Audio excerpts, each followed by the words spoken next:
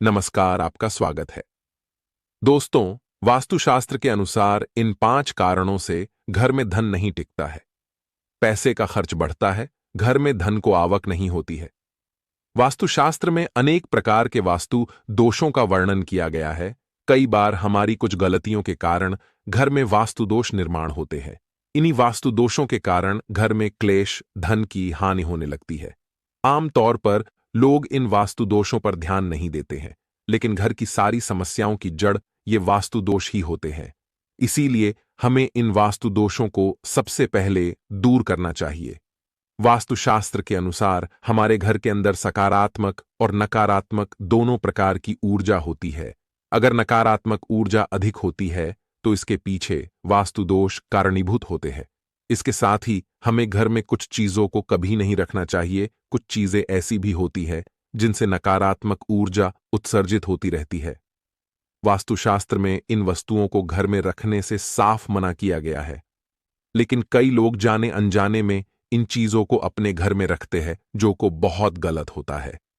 आज के इस वीडियो में हम आपको बहुत ही महत्वपूर्ण जानकारी बताने वाले हैं, जिसे आप सभी को ध्यान से सुनना चाहिए।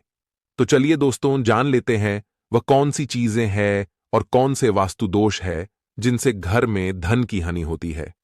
दोस्तों, अगर आप इस चैनल पर नए हैं तो इसे सब्सक्राइब जरूर करें, साथ ही वीडियो को लाइक जरूर कर देना।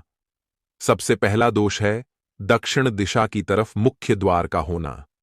दोस्तों, वास्तुशास्त्र के अनुसार घर का मुख्य द्वार कभी दक्षिण दिशा में नहीं होना चाहिए।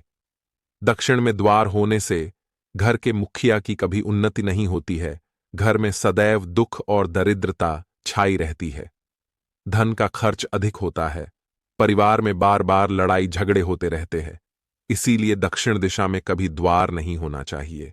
दूसरा वास्तु दोष होता है मुख्य द्वार पर पेड़ की छाया पड़ना।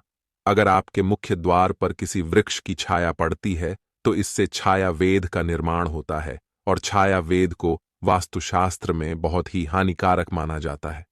द्वारवेद के कारण घर में हमेशा पैसे की तंगी बनी रहती है। इसीलिए घर के सामने कभी कोई पेड़ नहीं होना चाहिए, और कभी किसी पेड़ की छाया भी घर पर नहीं पड़नी चाहिए।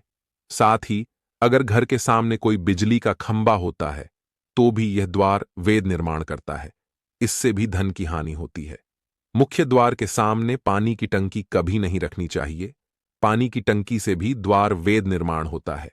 मुख्य द्वार के सामने गंदा पानी फैला हुआ नहीं होना चाहिए। जानवरों को बांधने के लिए कोई खूंटी भी मुख्य द्वार के सामने नहीं होनी चाहिए। तीसरा दोष है जल से जुड़ा वास्तु दोष। वास्तुशास्त्र के अनुसार नल से लगातार टपकता पानी धन के नाश का कारण होता है।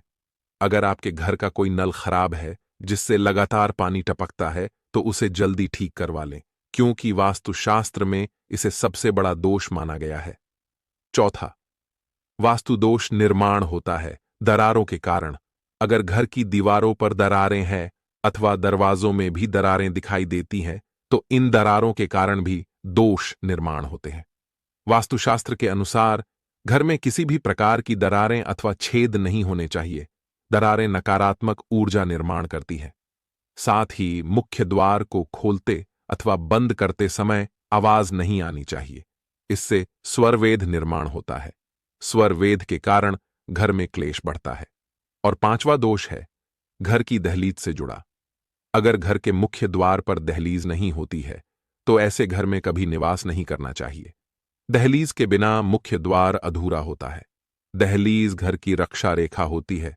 किसी भी प्रकार की नकारात्मक शक्ति इस दहलीज को पार नहीं कर सकती, क्योंकि दहलीज पर शुभ चिन्ह बनाए जाते हैं।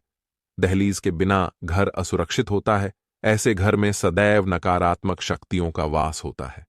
तो दोस्तों, इस प्रकार से वास्तुशास्त्र में इन 5 कारणों के बारे में बताया गया है जिससे घर में धन का नाश होता है। उम्मीद है आपको यह जानकारी अच्छी लगी होगी। वीडियो को लाइक जरूर करें, साथ ही चैनल